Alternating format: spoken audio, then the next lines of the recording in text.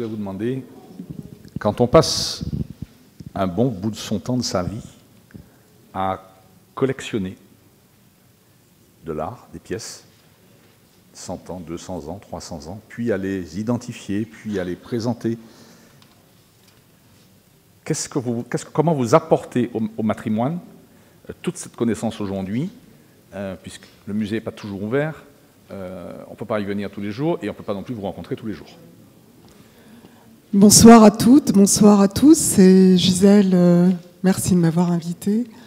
Et toutes mes félicitations parce que nous avons, dès le début du projet, j'étais toute écoute avec votre enthousiasme et votre persévérance. Et vraiment, ça me fait plaisir parce que moi, j'ai fermé le musée, vous avancez d'une autre façon. Alors moi, je vais vous répondre, je n'ai pas envie de parler de ce que moi, je peux transmettre, ce que la Fondation peut transmettre, parce que j'ai beaucoup appris en vous écoutant toutes. Et moi, j'ai envie de vous dire que qu'est-ce qu'on m'a transmis, là où je vais souvent à Gorée au Sénégal. Ce sont des femmes. J'ai une maison qui donne sur une petite place, une place publique, une place où il y a un marché de proximité. Il y a 2 hommes, il y a 8 femmes. Et le matin, parce que où j'habite, il y a la mosquée tous les matins, donc c'est 5h, 5h30. Et je me suis rendu compte que des femmes arrivaient par la première chaloupe, puisque Gorée, c'est Dakar, 20 minutes de chaloupe. Ça veut dire 7h moins le quart. Elle arrive à 7h moins le quart le matin sur l'île. Et les femmes, 17 ans, 18 ans, 50 ans, 60 ans, 65 ans, elles arrivent avec des légumes, avec des paniers tressés, et elles rapportent de Dakar. Donc elles ont dû se lever très tôt, parce qu'elles habitent loin, pour ramener, je dirais, des denrées, de la nourriture. Et elles installent sur la place, donc sur des étals. Et d'autres femmes viennent donc un petit peu plus tard, vers 8h30, 9h, pour préparer le repas du midi. Et donc on achète 2 carottes, 3 carottes, un chou. Et là, je me suis dit quand même, moi avec mes idées, effectivement, j'arrive avec mes expositions, avec mes idées aussi de libération.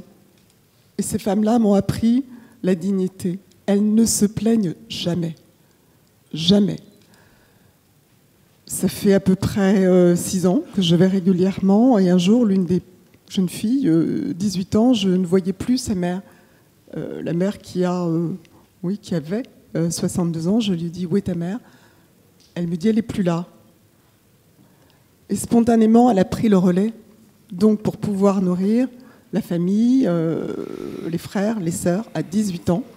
Donc comme si de rien n'était, elle refait exactement ce que faisait la mère. Ça, c'est une leçon de dignité extraordinaire, parce que les femmes entre elles discutent, c'est un commerce de proximité, et moi je les entends rire, je les entends chanter, écouter la radio, compter les quelques sous. Et je me suis dit, mais quelque part, c'est terrible de se dire que les années passent, il n'y a pas de progression, et quelque part, c'est moi qui me trompe. Parce qu'il y a une force, elles transmettent à leurs filles, à leurs sœurs.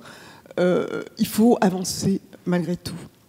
Alors ce marché, c'était des bouts de bois, de la tôle et tout.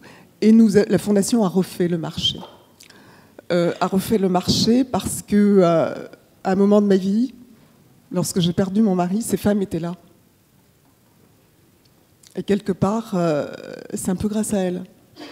Elles étaient là, en me demandant des nouvelles, en m'apportant quelque chose.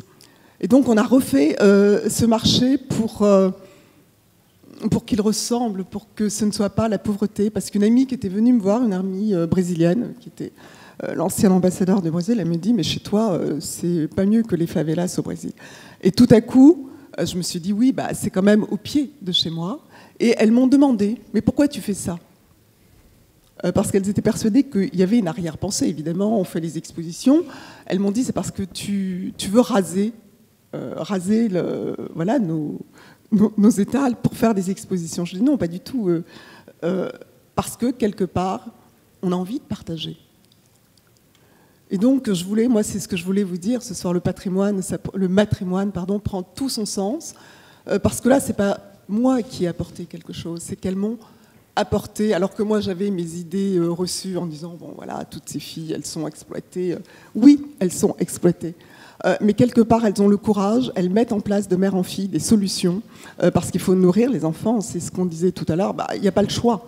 Il n'y a pas le choix. Donc il faut avancer progressivement. Cet argent, ça peut aussi contribuer pour envoyer les filles à l'école. Donc quelque part, elles espèrent que les enfants, les filles, vont améliorer et ne vont pas subir. Je ne sais pas ce que sera l'avenir, mais le présent, pour moi, c'est déjà beaucoup de voir comment elles avancent. Merci. Je me tourne vers la salle. Des premières questions peut-être ?